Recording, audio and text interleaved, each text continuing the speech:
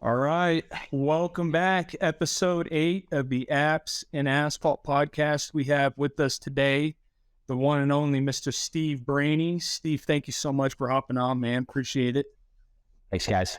Yeah. So Steve owns a company called Fix Asphalt, and you guys serve a couple locations, not only just in New Jersey, right? You guys got a couple locations. Yeah, so we're in. So where we are, we're pretty densely populated here. So we're in between like 3 different states here. So we've got New York, we're bordered by Delaware, New York, and Pennsylvania. So we serve those 3 areas and a little bit of work down to Baltimore. So we're, if you go where we work, probably about 2 hours in either direction.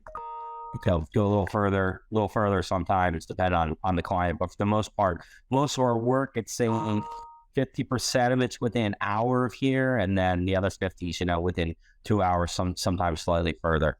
Awesome. If you're a good client, you can bribe us to go a little further sometimes. So right.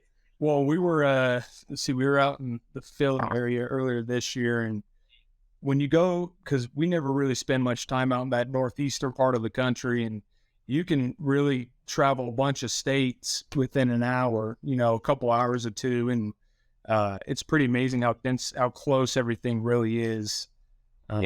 So it's way different than how it is here. Yeah, it's cool. It's cool. I like it. It took me about 4 years to explain that to American Express. So that was great. Every morning out of that. I'm in Delaware today. And then the 3rd or 4th time somebody used the car was shut off. So like, how do you need 4 states in 15 minutes? Take that globe where we are right now. Take that globe, spin around, and look where we are, and figure out, how you get there. And finally, just one day, it stopped. I mean, it was like I could not do anything for like the first 45 minutes of the morning because I knew, somebody did gas, somebody did Lowe's, picking up asphalt, and somebody go get gas again, then boom, car shut off. Fraud alert. So I would just sit at my desk and be like, it's just any minute now. It should be. 800 number coming up, where one of my guys texted me, I'm in line at Lowe's with, 3 cards full of, concrete and block and everything else like that. And everyone works. So, so we're fortunate here. You can get to a lot of places pretty quick. That's awesome. Steve, how long have you been in the industry for? Total, I mean, I've been in business for a little over 20 years, but I've been involved around it since I was 13 years old. So for a long time. Long time. Yeah. Well, when I was in college, I didn't start doing it full time until after college. So it was 2001. So all through, high school and college, I work in the summers and on the weekends and things like that. How most businesses start in this industry. Yep. So at 13, did you know somebody? Was it a family business? How about long ago did you get tied into this crazy industry? So that's a funny story. So just out of nowhere, we're driving to the beach one day with my dad and they're just striping the road. And for whatever reason, I still to this day have no clue why. It was just something interested me. And he happened to have a friend that owned the largest highway striping company in New Jersey, probably one of the top 10 of the United States now. He just brought me over to meet the guy. And then we had a neighbor, ironically, that striped parking lots, and another friend that he knew. So I'd work with him. And if he didn't work one day, I'd work with the other one. Then I wound up just, again, meeting another guy. And then all through, so I was 13, 14 years old. That's what I would do. Like most kids are mowing lawns. I just wanted to do that. Then when I got my license, obviously, naturally, I could just, do it on my own. So I started Silk Coat and Stripe, but that's the way it went all the way through high school and college. And then I worked for about a year and a half for another company, and then just decided this is just what I want to do. So I just went back to this, and it's April 2001. That's what I've been doing since. It's almost like the universe was pointing you in that direction, from your fascination with the highway striping trucks to your neighbors being right there and doing the same thing. That's nuts. Yeah, you were desperate for it for sure.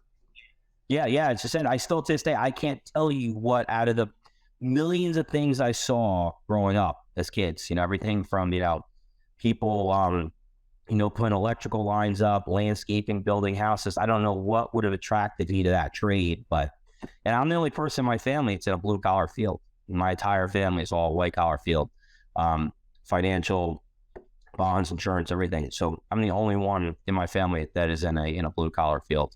Nice. So, It's done pretty nicely for you, huh? yeah, no complaints. There's been, there's been some ups and downs. I mean, it's never a straight line. There's definitely been some ups and downs, but Sure. it's been I've been very, very fortunate, very happy, and I'm very blessed. Yeah.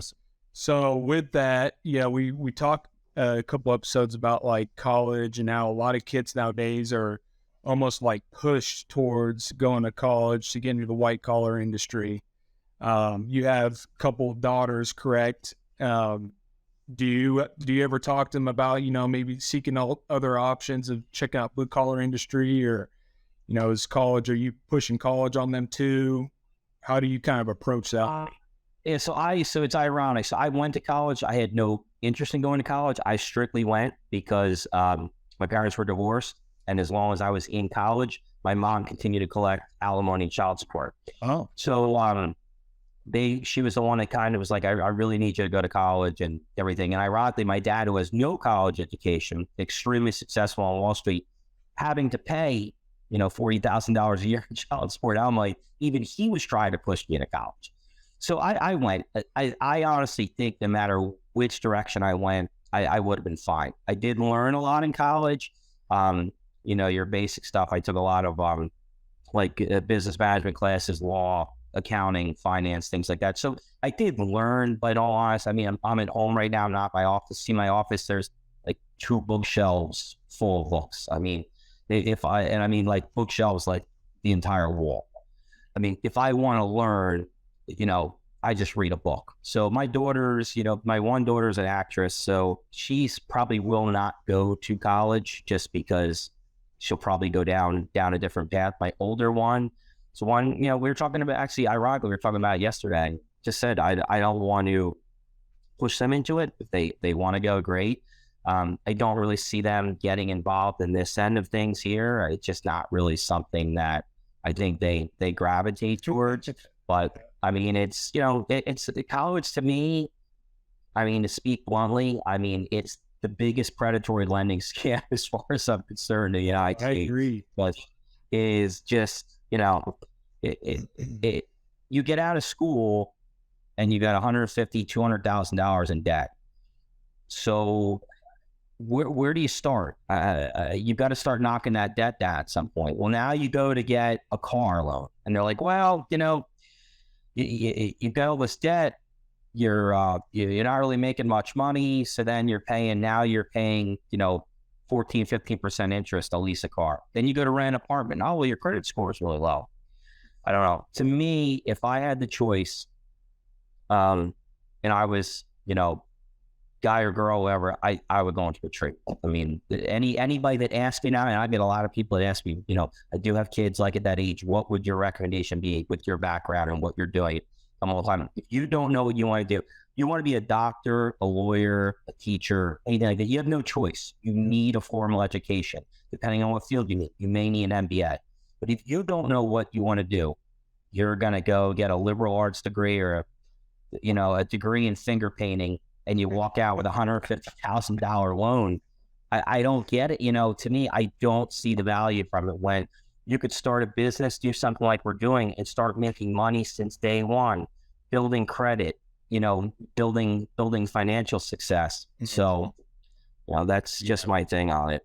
Yeah, I agree with you 100%. My daughter, she's 15, and we're kind of looking at like, what does the next 5 years of your life look like from here? And I'm sitting down with her, and I'm, just put together some hypothetical situations like, what type of car do you think you want when you move out of the house? Do you have a roommate? Where do you live? And you start putting down all these different numbers off to the side. Okay, it's this much per month, this much per month, this much per month. I'm like, all right, now what do you want to do? And, she wants to be a nurse. I'm like, all right, cool. We look it up online. Medium, you start here, and then you got to take taxes out. And where does that leave you in the grand scheme of stuff? Like, what does life really look like? And I don't think people put that into perspective for their children all too often. And it probably doesn't set up like a reality check for them as they go into the real world, you know? And there's no school. You go into high school, you got a guidance counselor. Like, when I'm 47.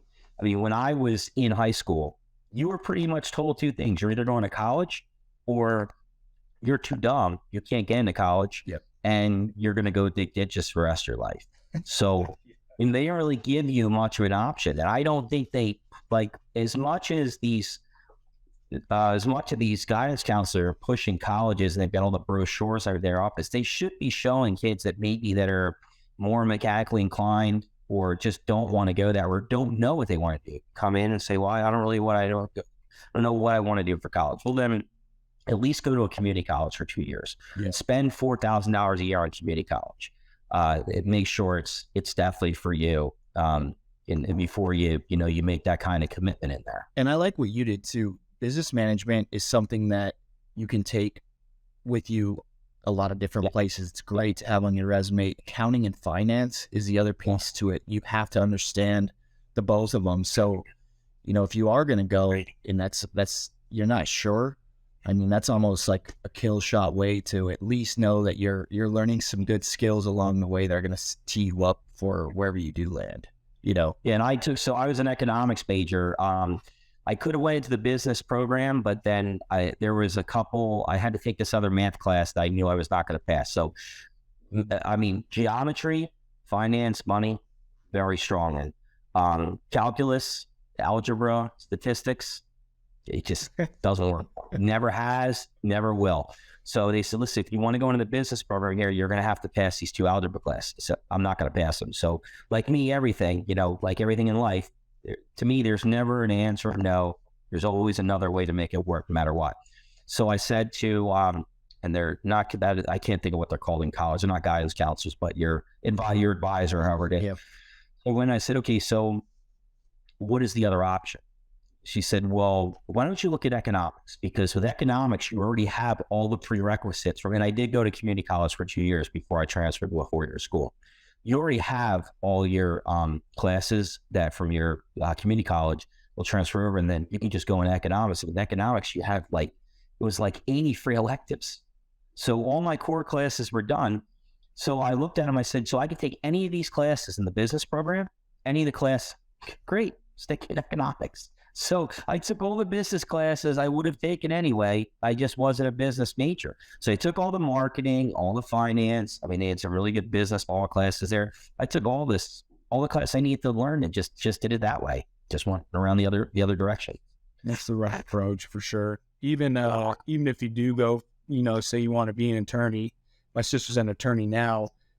You still, if you want to have your own, firm, you still got to know business sense and business skills on how to invoice. And it's not top. The skill itself is top, but to actually operate it and make money off it is not. Understand. So, the business piece. Yeah, it takes about 2 to 3 hours. I mean, I did when I was out of high school, really my mom was pushing me to go into law school. That's what she wanted me to do. She's like, I think you're very smart. You're very tactical. You're a Socratic thinker. I want you to kind of look at this. There's one thing I looked at, but I mean, you have to do about 2 to 3 hours worth of work as an attorney to be able to bill an hour. They said you start out as associate, it's very low. So I learned, I had my business law teacher in college was she was a business owner. She was a lawyer. She's just one of these people that like to teach. So she just carved out time to teach. And I learned a ton of stuff in that class just on buying insurance, life insurance, business insurance.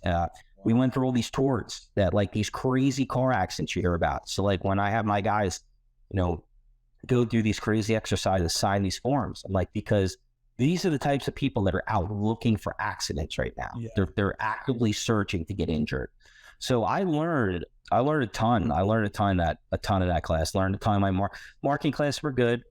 Again, two of my teachers were they own marketing companies, so it was great. You get some more real life experience versus somebody that's just teaching out of a book. So it was a good experience. But in the end, you graduate with you've got to pay it off. You got to pay your business debt. You got to pay your school debt down. And a person like me, I am never going to use that. I am not going to go work for somebody. I'm unemployable. I'll tell you that right now. I'm not employable. So I'm never going to work for somebody.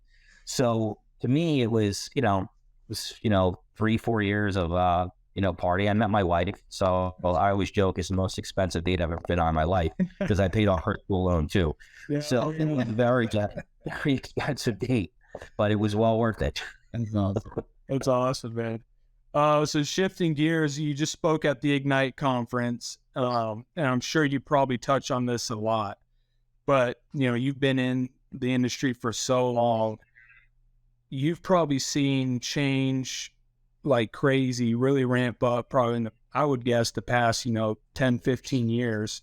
Tell us a little bit about from where you started to, some of the stuff that you're doing now that you never even would have thought that you could be doing. I always embrace technology. When I started my first year of business, we did all residential, like 98% residential. So even back then, you guys, do you guys remember the Palm Pilots? Yeah, my mom. You remember the Palm? Okay, that's good. That's great. I'm not dating myself too much. Yeah. So when we did driveways, I would send out. So it's a bunch of my friends from college. In the summertime, they would go out and they would just go door to door. And we were in, I was in a very wealthy area. They're all, $400, $500, $700, $1,200 driveways to seal. They would just go out, go door to door, measure up the driveways, and they put everything in a Palm Pilot, the addresses, bring them back, and then we would send out like postcards. Here's the cost to seal coat your driveway. We need a whole system to it.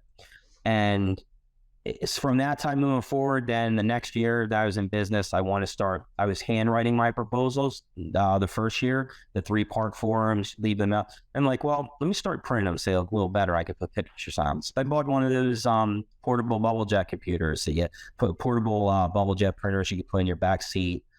In 2003, 2004, my competitors are going out measuring parking lots, and they're sending Polaroids, to the prospect, or taking the pictures and putting them on a piece of paper and copying them black and white.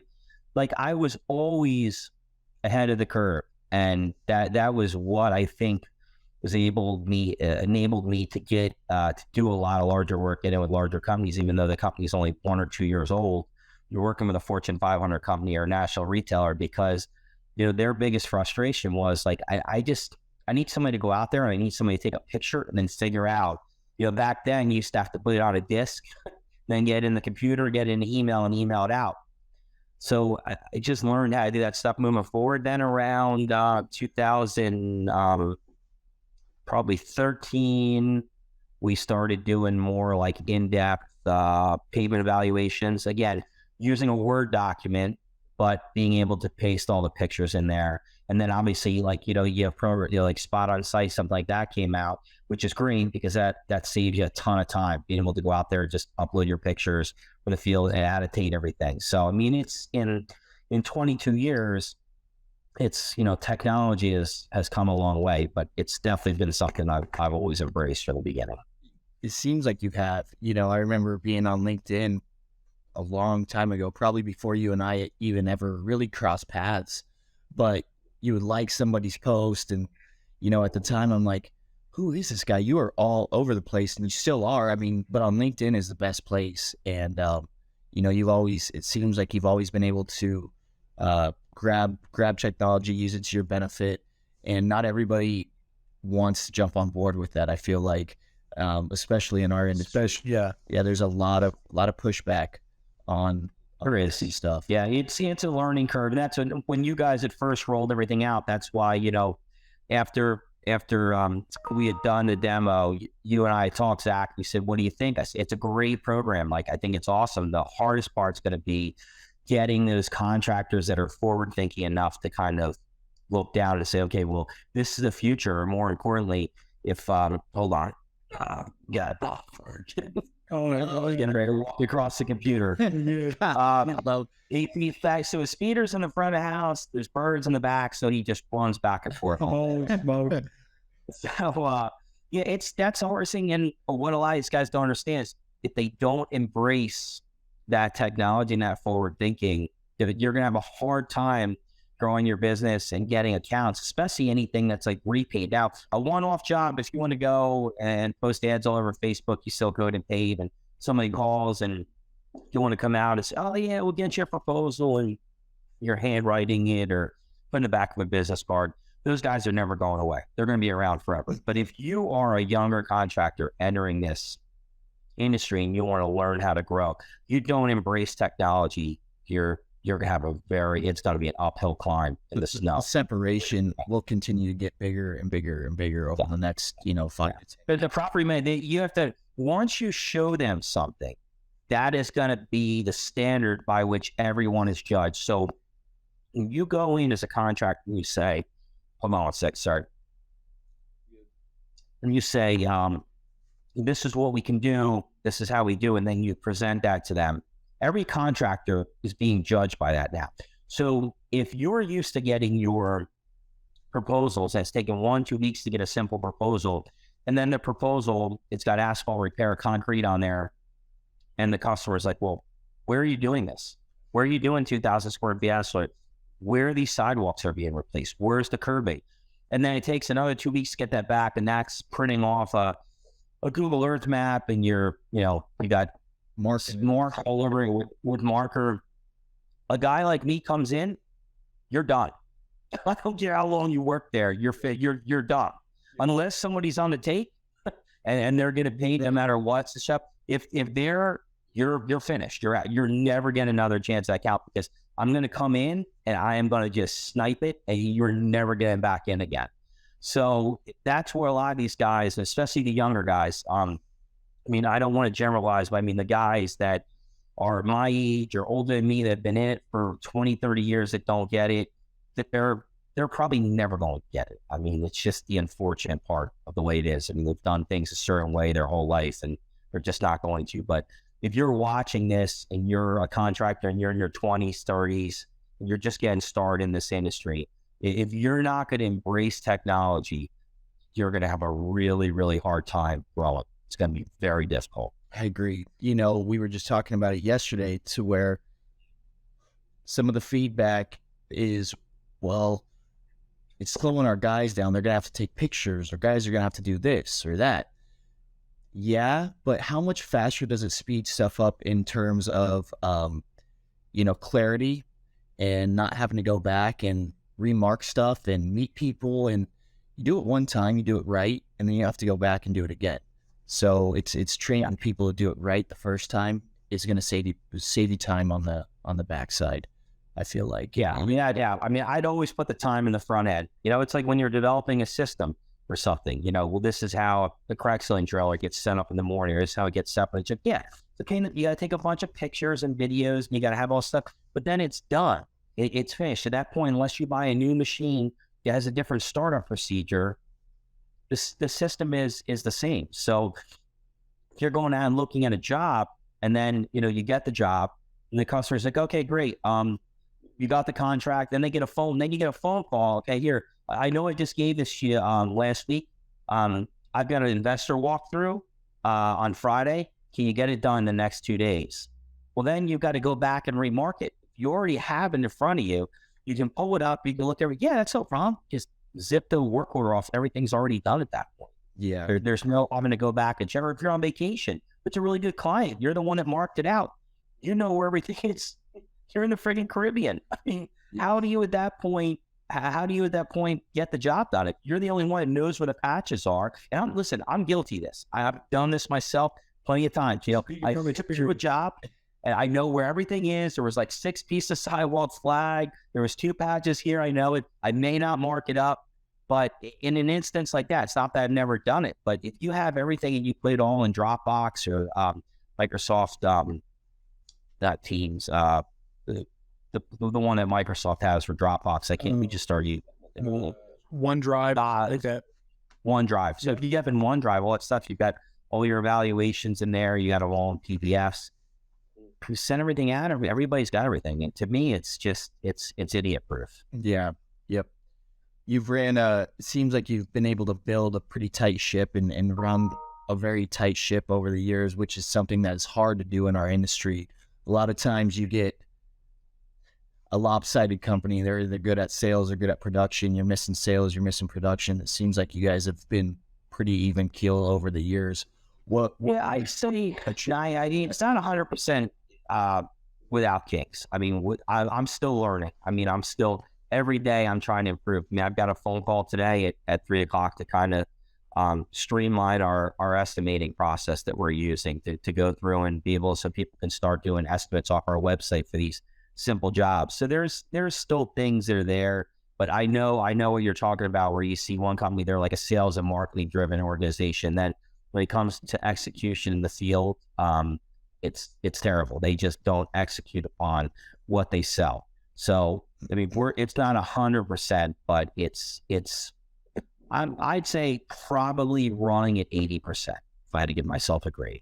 So it's fair, man. It's fair. You have the constant challenges that come up throughout the year. And remember one of your posts, you talked about the escalating, cost of material. And, here we saw a huge increase, especially last year. I think we had one of the major oil refineries shut down, or oil suppliers shut down near us. And we were like pulling strings just to get 100, 200. We couldn't get any asphalt for the month of July. None. The biggest at all. I mean, we were able to get like maybe 100 tons a day on jobs that we were needing to pave 1,000 tons a day. Yeah, and we were stuck on shopping center after shopping center after shopping center. We're trying to explain this stuff to people who aren't even from Colorado. It was a nightmare. Yeah. So and it is. I had one like that. We worked on a job in northeastern Pennsylvania, up in the Poconos this year, and it's the Poconos. It's a very rural area, and then you've got these pockets where there were shopping centers, and one of our big shopping center clients had a shopping center they needed done.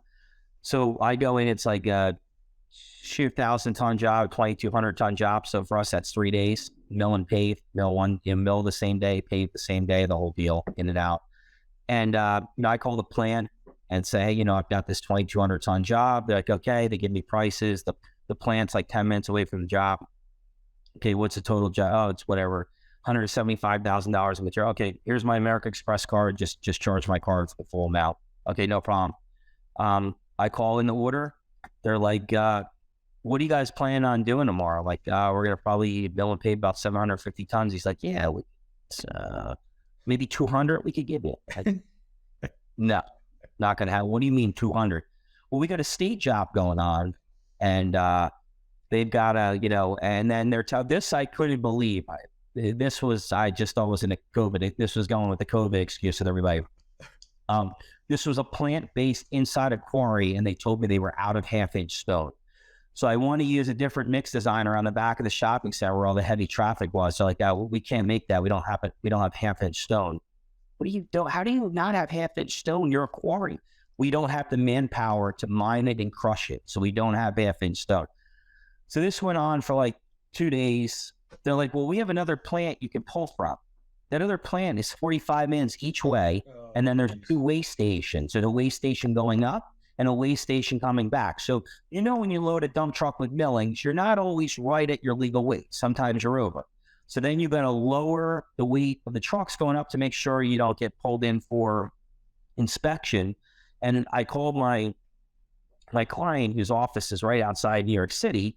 So I'm trying to explain to him they're only allotting us 200 tons a day. He's like, Steve, how's that even possible? I asked myself the same question. I've never heard anything so preposterous. So I finally had a thread to call American Express and have everything reversed. So then they're like, okay, well, we'll let you take 400, 500 a day max.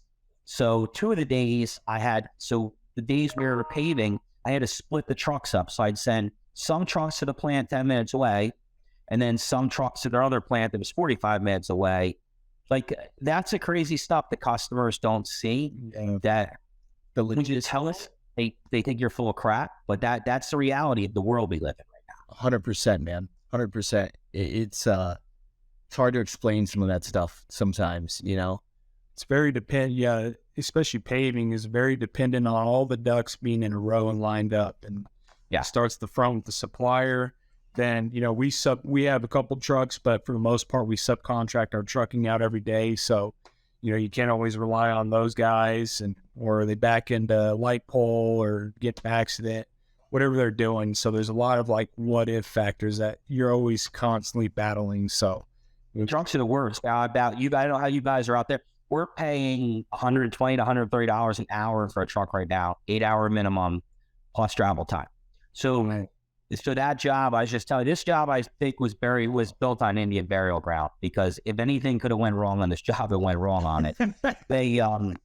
The trucks, I was having to pull some trucks from an hour and a half away just to get trucks for the job. So you're paying all this extra, travel time to get guys back and forth. So it's, I'm hoping 2023 is going to be, I don't even want it back to normal. Half of what we dealt with this year, I could deal with half. I'd be okay with that. Yeah. Yep.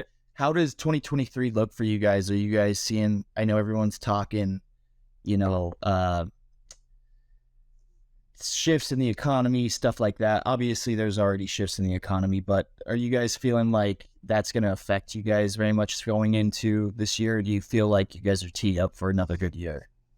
So we haven't done marketing outside of LinkedIn, obviously, which is more organic. I haven't done any paid marketing in probably 6 years. Wow. We are going to actually market this year. Just something I'm working on just as a backup. Now, 80% of my work is coming from repeat clients I work for a year. So I'm not hearing anybody say anything like they're going to cut back or anything like that. But again, I take this economy in 1 month at a time with the way things are, because the smallest interruption anywhere could change the way things are done. So Sure. I just take it, one day at a time in here. But I have not heard anything, but we're in, for the most part, we're in a recession-proof business. I honestly feel that. Yeah. You may not have people that are not going to be doing $1 million mill and paves if the economy takes a crap, but you still have to fix holes in your parking lot. You still have to maintain your asphalt, because as it gets more expensive now to replace, then the maintenance becomes a bigger factor. If you've got a property that's got any type of financing on any of these REITs, their insurance companies are walking these properties once a year, because if there's a lawsuit on the property for trip and fall, the investors and the insurance company doesn't want to get dragged into it. So I don't really see anything that makes me nervous. I don't really see anything that's really making me nervous. I think as long as you've got good clients, you do good work, you stand behind what you say you're going to do, I think you'll be able to weather the storm no matter what. Everybody says we're in a recession. I don't care what anybody says. Right? We're in a recession. Yeah, when the government's telling you not to worry and keep spending money, that's when you start to worry. So when they're saying nothing's wrong, keep going. I just saw the results today. Holiday shopping was down, especially in New Jersey.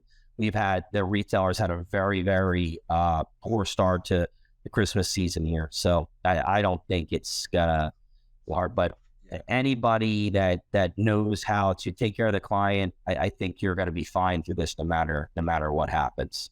The guys are getting hurt. The guys that just do crappy work, they've just been used to that phone ringing nonstop. Those are the guys that are going to get the roundhouse kick, and then when they come back to, it's going to be game over, because the guys that are just used to treating the customers like crap, doing crap at work, and then the work just keeps coming, those guys are going to be gone. So it'll be like the second turning, I think. Ladies and gentlemen, you heard it from the horse's mouth. One thing I really admire about Steve, very, very straight shooter. You're going to get 100% direct, every time. So I can admire that. I appreciate. I know I'm not. I said, but the guys that used to work with me tell you, I'm probably not ideal to coach a 5-year-old soccer team, but if you're looking for some real life advice and you've been evicted for your 3rd time in a row, and you come in my office and telling me I'm not going to let you know what you need to do to make sure you don't get evicted a fourth time. So, yeah. Yeah, you'd be almost like Peyton Manning on that SNL skit back in the day, still in football at the back of kids' heads if you're a coach. That's bad. So another thing too, so we touched on it, is what I really like too is your content that you've been putting out on LinkedIn, social media. You not only have, you attach a visual, so some sort of picture, even if it's kind of just selfie you on the job site, whatever it is, but your engagement with your post and what you actually say in the post, there's so much value in that. How has LinkedIn helped you with your business, with your following, just getting connected around the industry and with your customers? I mean, to me, I think LinkedIn is the best for our industry, for what we do. I think it is the biggest bang for your buck, and it's really not even a buck. Besides, you're on there for free. I mean, I think I've got Sales Navigator, which I don't even really use. Might use it every once in a while. If I just cannot find somebody I really want to go after, I use it. So for considering the fact the platform is practically free, and you've got this tremendous reach, not only in your market, all throughout the country. To me, I think LinkedIn, if I had the choice and I was starting in business and I said, okay, well, I could do, I'm going to spend this money on postcards, or I'm going to do Facebook marketing or anything like that. To me, I would organically use LinkedIn and try to reach out. And I didn't even, I mean, I know this is kind of crazy to say, but I don't really use it for marketing. I honestly just post content on there with the intention of helping someone. Like I don't, if I connect to a property manager, somebody in my market I might connect to, I don't start spamming. I put the content out there. If they want to follow me and they find value in it, and then they want to circle back and reach out to me, and then I'll be more than happy to talk to them. But I'm not one of these people that goes out there and connects to somebody and then I'm like blowing them up. Just not what I do. I kind of take the thing where, here's my experience, here's what we do, this is how we do it. If you're having this problem, this is how either I fixed it, or this is how you can get it fixed. And then if the property manager sees value in that and they want to reach out to me, or they want to refer me to somebody, that's the way I use it. I'm not by any means like one of these people that's on there just, stalking people, going, sliding into the everything. I'll take that. Just not really my thing. Yeah, number one. You've really leveraged your LinkedIn to get some of the key clients too. I mean, you have reached out to them, but not in a spammy way. But that's what we say. Zach's LinkedIn, he's had a couple years of it, carbon on it. He's really been able to leverage a decent following, and we get good business from it. And, I don't think we've got this. We still promote on Instagram and Facebook, but that's not where our clients are. Instagram and Facebook's where you show off your equipment. Yeah. Your brand new skid loaders. And that's a big problem with contractors that they don't understand, is you're not going to get clientele from that. No property managers on there like looking at your skid loader being like, oh, wow, I bet you they can fix my parking lot really well. Yeah. Yeah. It's in marketing. It's honestly, that's something that I really enjoy doing, the marketing aspect of it, even though we don't really market per se. I like developing the sales programs. Like if somebody reaches out to me and I go into a presentation, but that's like the cardinal sin in contractors, they're, oh, here's my Weiler P385 paver. The property manager doesn't care. They have a parking lot in the entrance that they've got 6 insurance claims on for bent rims, and people are now, doing reels on Instagram of, cars driving through it and posting it. They need it fixed in an hour. But they want to know how you're going to get there in an hour to fix it.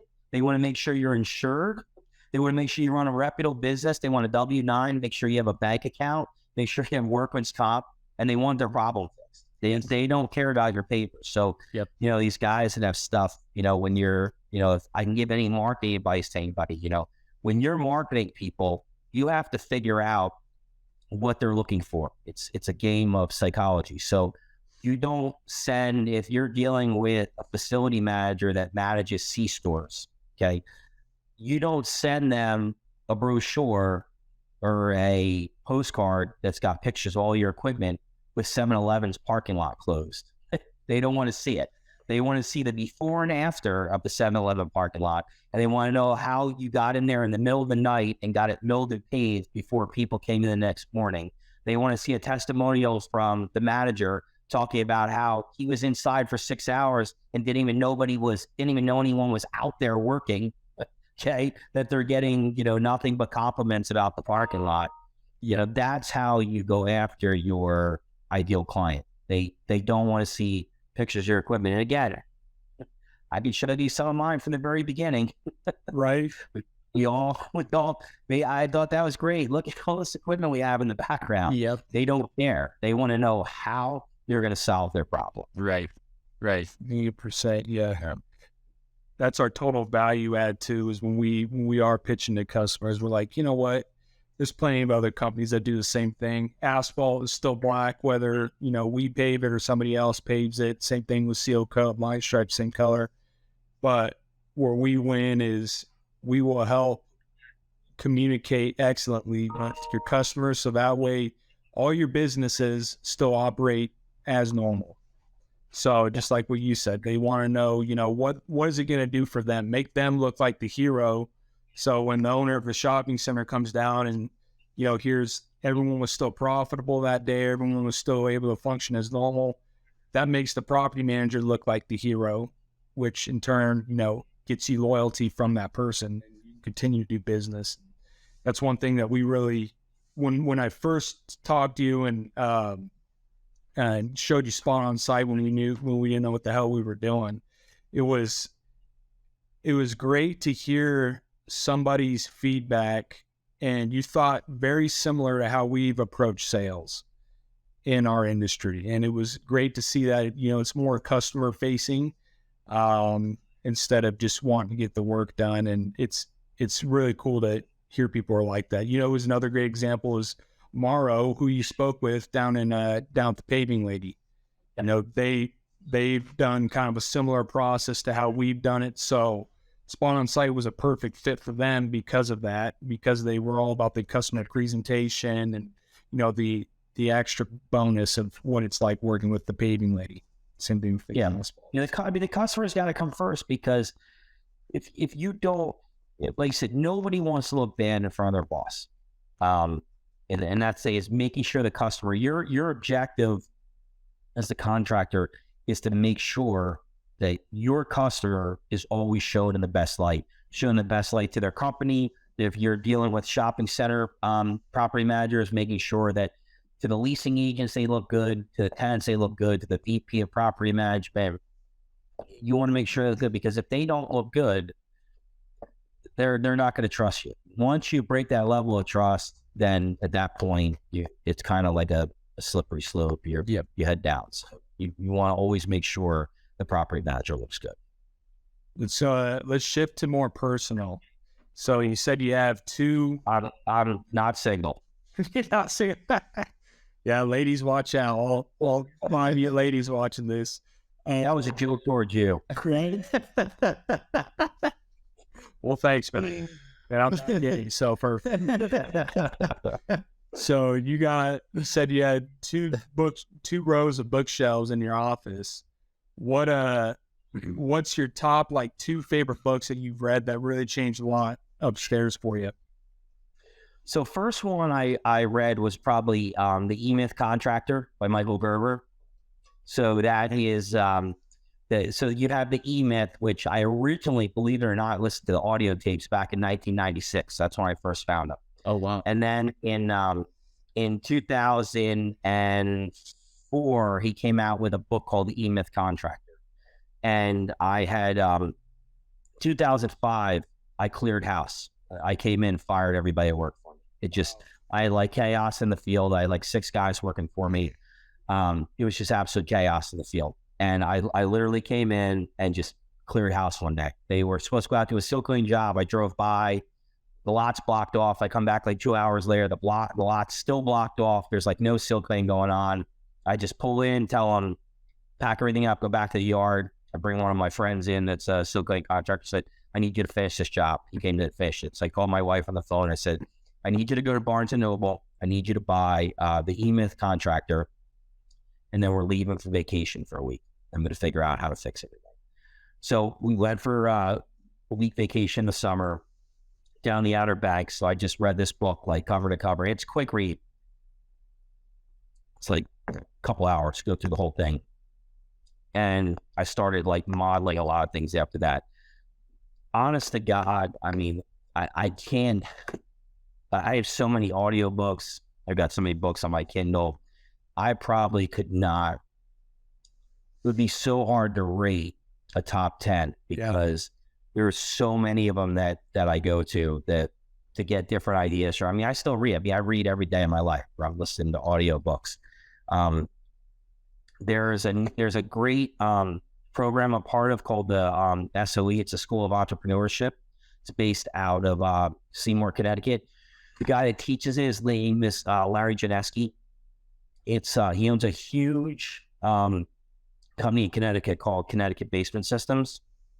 They've got these licensees all throughout the United States. We actually just signed on with them for a basement finishing company that we're going to start up in northern New Jersey. He's got he does basement waterproofing, basement finishing, spray insulation. They do roofing. I mean, just all these home services. He's got a couple books that he's read. One of them called The Highest Calling, which is actually you know what? If I had to put my top two, I'd say The Highest Calling is the second one.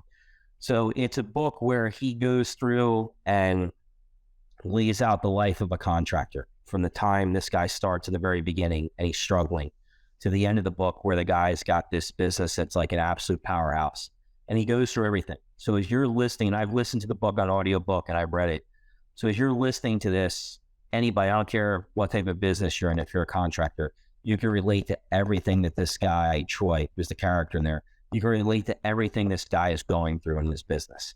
From the time he starts to the halfway through the growing pains of getting the team put in place to, the very end where the payoff is there, where you're making $2 million a year. That for any contractor, as far as I'm concerned, would be a great book to listen to. And that's The Highest Calling. I think I believe it's on Audible. If not, if you go to his website, you can get it. It's very, very affordable. But they're probably my top two. Perfect. I haven't listened to either of them. I haven't read either of them, so I'll have to check those out. Yeah. That's crazy that an audio tape made such an impact on you that you went and flipped a switch one day and cleared a house. That is nuts. But that shows you the power of getting education and learning something when it kind of like smacks you in the face and you realize, holy shit, I am literally this person that he's talking about.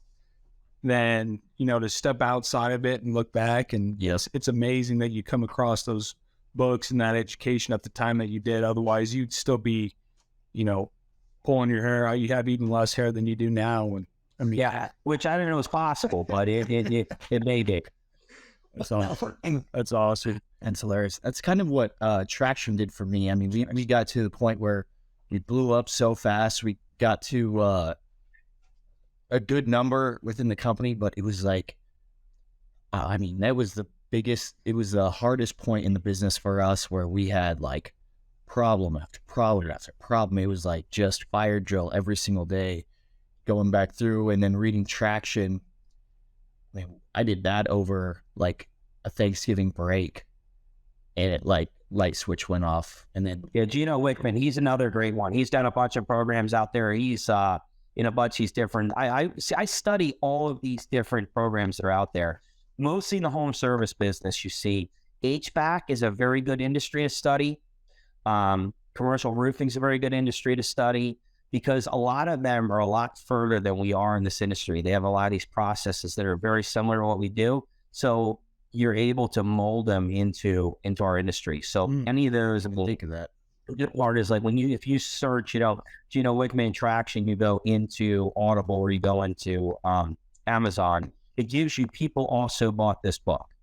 So it'll give you like 6 recommendations under the book you're trying to buy. And then you're like, oh, it's great. So that's how I get a lot of them and learn. But like I said, I still every day, and I aim to learn every single day, no matter what. I don't think I'll ever stop. Yeah, that's amazing. That's awesome. So what does the next 5-10 years look like for you, man? You gonna still do what you're doing, just making it better? Or you got some new ventures you're gonna dive into? It sounds like you're getting into basement waterproofing and stuff like that. New little venture for you. We're going to, so we're going to do complete exterior home services. So roofing, windows, siding, and then interior for the basement, just because there's a licensee with that. There's a licensee in this area already doing waterproofing. But I'm going to just expand into other areas. My youngest daughter, she's just started freshman year. So in probably 5 years from now, when she's done with school, we'll probably relocate down to like coastal Carolina, down to South Carolina. It's expensive to live up here in New Jersey. Jersey's just a lot of money up here. You can make a lot of money, but they figure out how to get it off the back end as well. So to keep everything running, we're working right now about possibly licensing out the Fix Asphalt website. So because I get leads all over the country, and the leads that come in. And sometimes, if I know I've sent you guys stuff before that have come from Colorado. So if a lead comes in from somewhere and I know somebody in that market, I'll send a lead to them to make sure they help. But a ton of times we just don't have any way to refer anybody to them. So I'm very good with like SEO, building landing pages, things like that. So we're actually looking at the possibility right now of actually taking that fixasphalt.com website and licensing out the use in each area outside of where we don't work. So, start up and down the East Coast where it's an area that's manageable. And then I'll be able, so if you're in a market, we'll be able to run, direct traffic to your website, direct leads off there nonstop. And then be able to kind of help contractors. Just, I want to be able to help and give back as much as I can too, because I've had a lot of people help me over the years and kind of feel it's kind of an obligation to help guys that are starting out. So I could target that more towards contractors that are just getting started that maybe don't know marketing, don't know branding, and then figure out a way to kind of help them jumpstart their businesses. That would be something that we've been looking at for the last couple months, possibly rolling into in 2023. I love that, man. That would be awesome. That's cool. Yeah, especially you have the good reputation, have the name, and everyone's going to type that into Google anyways. So yeah, how do I fix my asphalt? So it's kind of perfect segment. And it just helps because I have a lot of people call me the operational issues all the time, like anything I can help. So if I get a contractor that's in, it's in Georgia that I license the website out to for that area for leads or anything like that, and then they've got operational questions or anything like that on equipment or equipment purchasing, anything that I can help them with, that I could be a resource. I mean, I'm fortunate because I've dealt with all ends of the business, from business management to sales to operations. So I've pretty much seen it and done it all for the most part. I love that. That's cool. You rounded out. Well, awesome, man. With trade show season's coming up, so I'm sure we'll see you at one or two of these events here. And, just thank you so much for coming in, putting in the value, sharing your story. It's pretty awesome to hear what you're doing and what you got coming up. And, if you guys haven't followed Steve, please do it. Steve Brahney, find him on LinkedIn. Fix Asphalt's his company, especially if you're a smaller contractor, looking to, if you like the idea of his licensing deal, be on the lookout for that coming up for Fix Asphalt. And, appreciate you taking the time, Steve. Perfect. Thank you. Awesome. All right. Well, we'll talk soon. Thank you so much. Episode 8 of the Apps and Asphalt podcast. Thanks, guys. Hey, see ya.